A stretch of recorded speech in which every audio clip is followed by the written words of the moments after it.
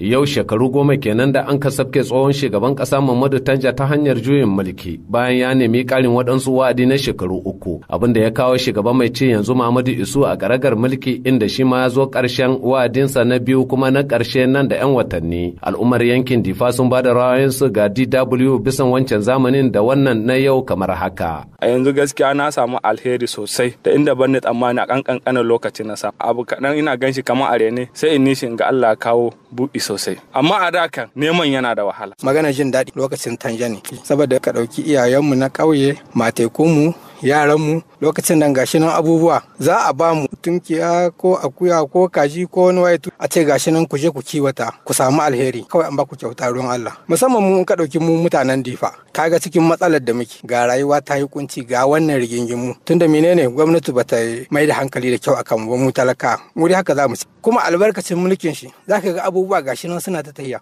kowa ya wadata noma ne kiwo ne wane ne yanzu haka akwai mutane suna nan suna cin albarkacin wannan abin da tsoho ya basu. Mulkin Tanja ya fi amfanar talakawa. In mata ne zaka gani ko ina ana basu shanu da dabbobi da mine suna amfani da shi. Jama'an gari ne kowa yana yabon abin da yake yi. Kuma mulkin na yanzu da sunan mulki da kam barazana kam akwai.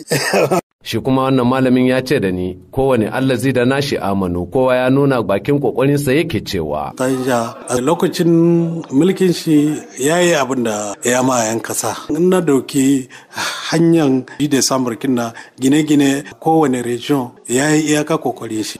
Kauyuka diya sun samu wuta. Yanzu Muhammadu Yusuf ne a kan mulki yana nan ga yi shi ma gwargwado kokarin nashi. Cikin kokarin nashi gine-ginen da aka yi kowane jiha musamman ma na dauki Niamey in kai da adawa ko dan mulki in ka gan Niamey a lokacin shekara 10 da ta wuce da yanzu vraiment akwai bambanci. Maram Mamadu dan kungiyar farar fula kuma dan kare hakkin dan adam ya ce da DW abubuwa da yawa sun ja baya demokradiya ya ja baya ba kamar wancan zamanin ba yake mai cewa abubuwa da yawa a namu gani sun ja da baya wurin tafiyar da mulkin misali an raba kawunan 'yan ƙasa siyasosi ba su da matsayinsu kamar adawa ba su fitowa demokrasiya dai a yanda muke ciki ya ja baya sosai da sosai a wannan mulkin yanayin tafiyar bunƙasa mun zo kuta a lokacin da ake awon ci gaban ƙasashe duniya gaba ɗaya mu ne baya wurin so 3 ko so 4 ana wannan jeranta mun zamna a baya.